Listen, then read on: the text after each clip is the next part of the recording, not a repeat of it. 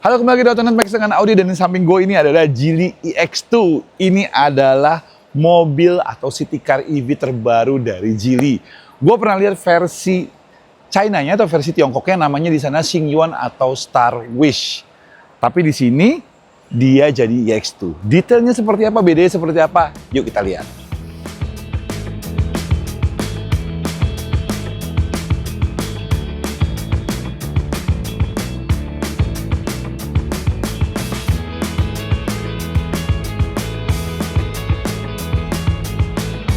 Kita bahas dari segi eksteriornya. Eksteriornya sama persis sebenarnya apa yang dengan gue lihat di Tiongkok.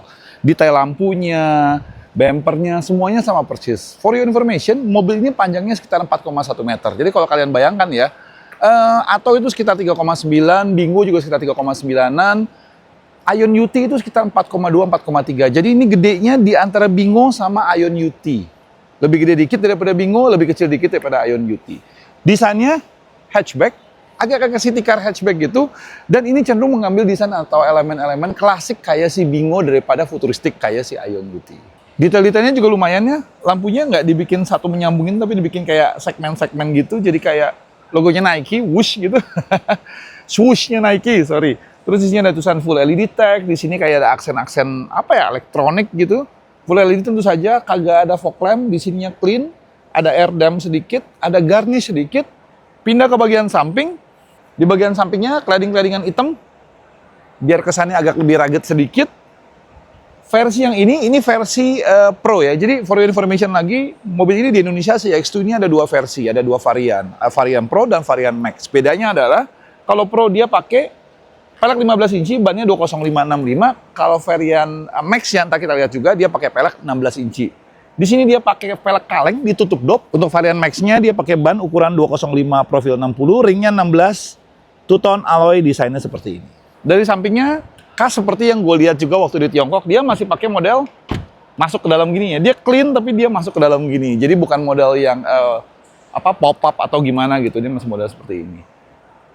Tarikan garisnya khas sebuah hatchback, dan lagi-lagi ya, bedanya antara Pro dan si Max. Kalau Pro ini dia sewarna body, nggak two-tone. Kalau Max dia atasnya dibikin two-tone jadi hitam. Bagian belakangnya dikasih aksen kayak bintang-bintang dikit sebelah sininya. Masuk ke bagian belakang sininya, lagi-lagi Geely punya karakterisasi yang agak-agak mirip dari antara si Starray, antara si X5 sampai ke si EX2 ini juga. Lampu belakangnya punya karakter agak-agak membulat, agak-agak halus. Cuman kalau bedanya kalau di EX5 atau di Starray dia menyambung, kalau di sini dia kepisah. Tentu saja full LED.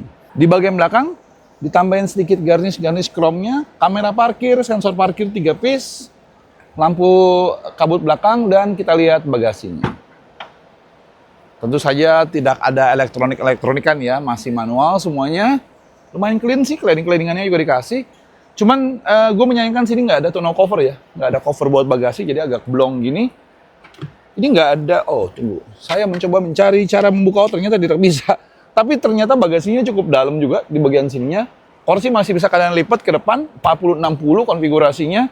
Tapi kelihatannya tidak flat-flat banget ya. Mari kita coba. Ya benar, tidak flat. Karena begitu dilipat kursinya ternyata masih ada gap di sebelah sininya. Untuk bagian depannya, ternyata masih ada bagasi atau front trunk atau frunk. Dan di sini juga sudah teleskopik ya. Jadi nggak usah disangga-sangga lagi. Front trunknya sendiri atau frontnya sendiri kapasitasnya 70 liter. Dia cukup banget buat naruh barang-barang di sebelah sini biar rapi. Sekarang kalau kita ngomongin soal motor listrik sendiri powernya sekitar 85 kW, torsinya sekitar 150 Nm. Disandingkan dengan baterai 40,8 kWh. LFP tentu saja. Range-nya menurut NEDC bisa mencapai 395 km dalam sekali pengecasan. Cukup lah ya buat dalam kota. Tambah lagi sedikit, motornya penggerak roda belakang, jadi bukan penggerak roda depan. Jadi harusnya agak sedikit fun ya. 0 sampai 100 akselerasi dalam 11,5 detik.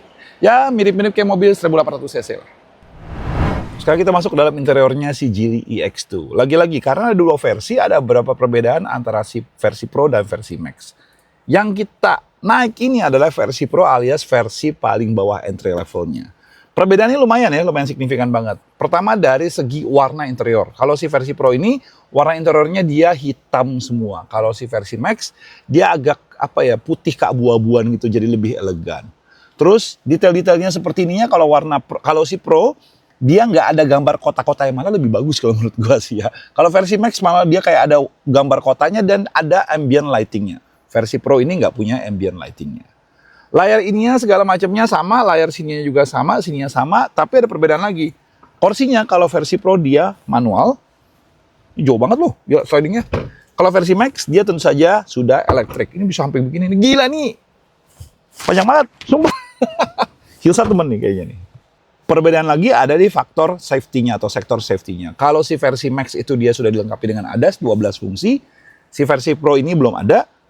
Curtain airbag juga nggak ada, jadi cuman airbag dan side airbag saja untuk si versi Pro, sedangkan si Max dia lengkap.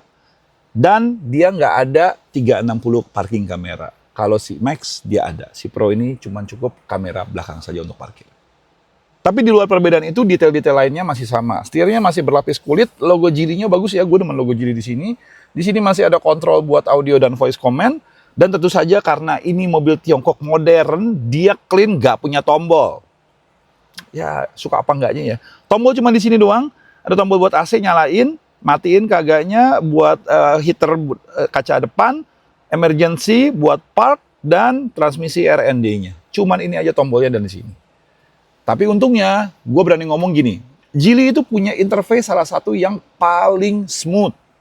Jadi, respon layarnya itu salah satu yang paling bagus nih. Kalau kalian lihat dari sini, respon layarnya tuh bener-bener cepet banget.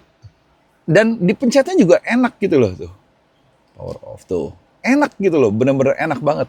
Layarnya sendiri ukurannya sekitar 14-an inci dan berguna banget. Tapi, lagi-lagi, untungnya mereka itu mendesain layarnya ini nggak sampai tinggi banget atau melebihi dashboard. Jadi kalau kalian duduk dengan posisi menyetir kalian, layar ini posisinya tetap sedikit atau sama di dashboard, di level dashboard. Jadi nggak mengganggu pandangan kalian. Satu perbedaan lagi yang gue temukan versi Indonesia ini dibanding versi Tiongkok yang waktu itu gue coba langsung di Hangzhou.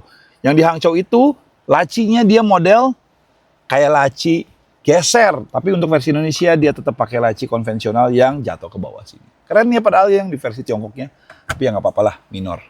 Kita lihat bagian belakangnya. Oke, sekarang kita di bagian belakangnya dan gue berani bilang di bagian belakangnya seperti halnya mobil Tiongkok lainnya, lega. Gue tinggi 174, headroom gue sih sebenarnya agak terbatas ya, di sini doang ya. Headrest juga dia nggak adjustable, di sini juga dia nggak ada armrest.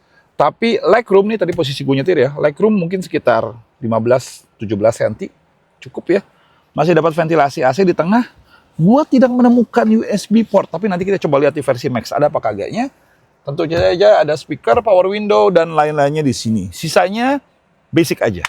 Balik lagi, buat mobil dengan panjang 4,1 meter, sebenarnya pemaksimalan ruangnya sudah cukup baik menurut gue. Nah ini versi Max-nya. Seperti tadi gue bilang, dia interiornya punya pilihan warna yang berbeda. Sekarang dia tampil lebih cerah.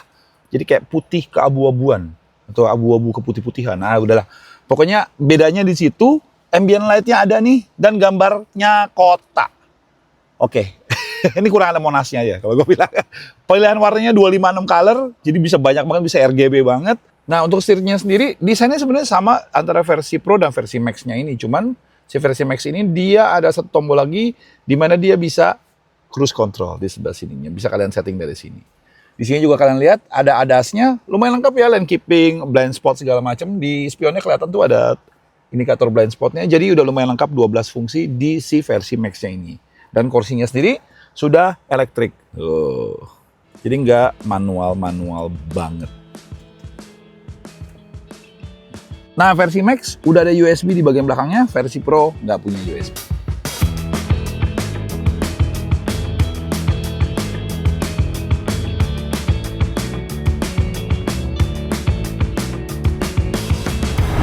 Oke, sekarang kita sampai pada kesimpulannya si Geely EX2. Tapi sebelum nyampe kesimpulan, gue sebutin dulu harganya. Versi Max ini 273 juta, 273 juta. Versi Pro itu 233 juta alias nempel banget sama si Atto One dan jauh lebih murah daripada Bingo. Dengan perbedaan 40 juta antara fitur si Pro dan si Max, menurut kalian mana yang lebih worth it? Karena menurut gue jujur aja, gue malah lebih prefer Pro karena lebih basic tapi lebih menunjang buat kebutuhan kalian sehari-hari. Gimana menurut kalian? Geely EX2 ini apakah cukup kompetitif dibandingin sama Atuan sama Bingo? Tulis di komen ya. Thank you udah nonton. Kalau kalian suka video ini, klik like, subscribe, saran, dan tekan tombol lonceng untuk tahu video-video terbaru dari Autonet Max. Audi sign off dari GJAW 2025. Bye-bye.